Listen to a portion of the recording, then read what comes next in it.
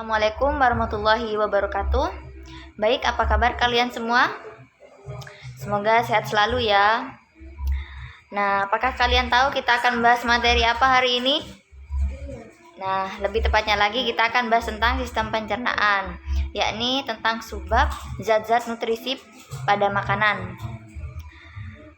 Apa kalian tahu di dalam zat-zat nutrisi makanan itu apa saja?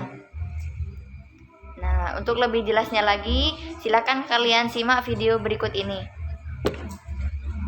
Assalamualaikum warahmatullahi wabarakatuh. Selamat jumpa dengan saya, Ibu Erni Widayati.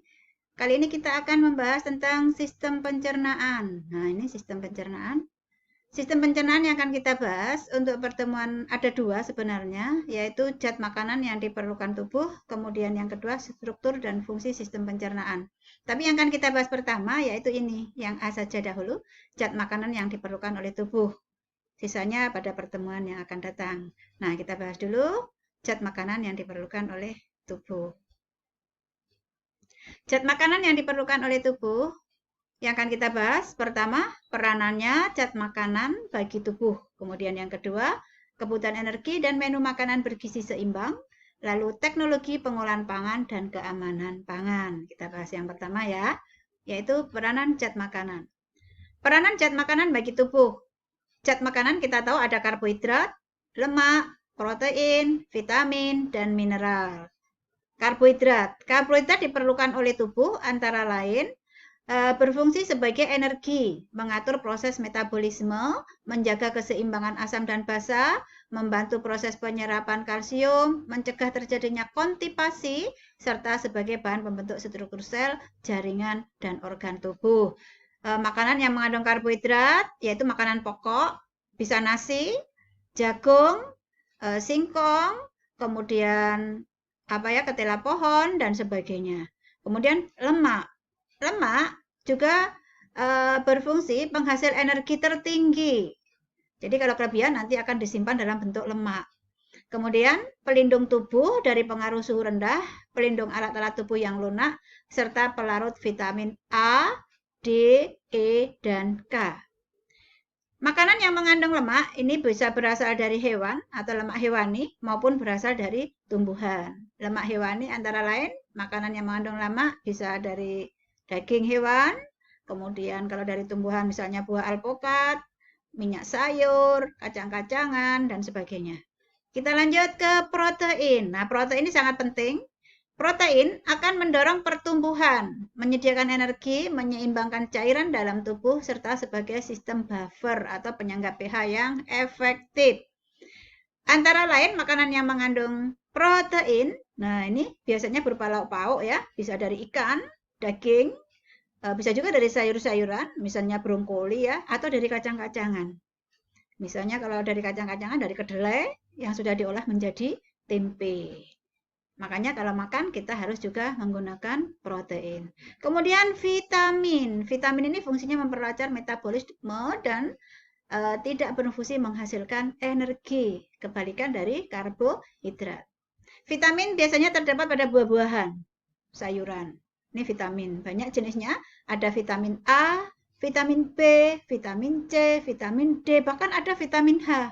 Untuk itu pelajari jenis-jenis vitamin ya, yang di buku paket yang sudah Ibu share.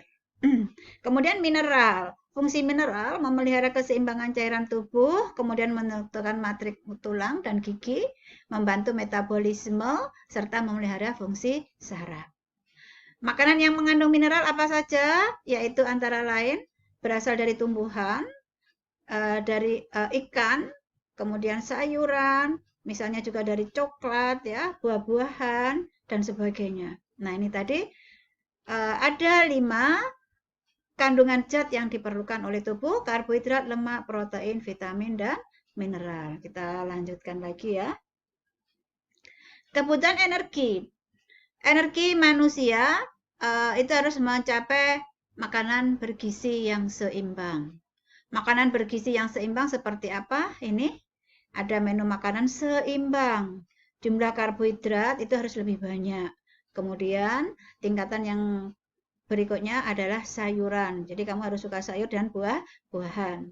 Karena di sini sayuran dan buah-buahan ini tadi sudah mengandung vitamin dan mineral juga. Kemudian protein, nih lauk pauk biasanya. Kemudian juga lemak yang berasal dari minyak dan sebagainya. Keju ya. Ini menu makanan seimbang. Jadi seperti ini.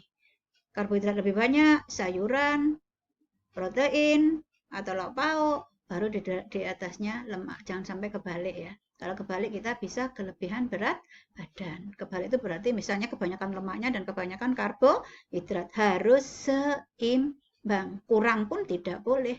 Kita lanjut. Bagaimana cara menghitung kalori dalam bahan makanan?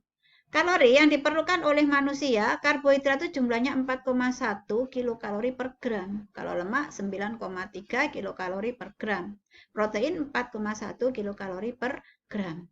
Bagaimana cara menghitung?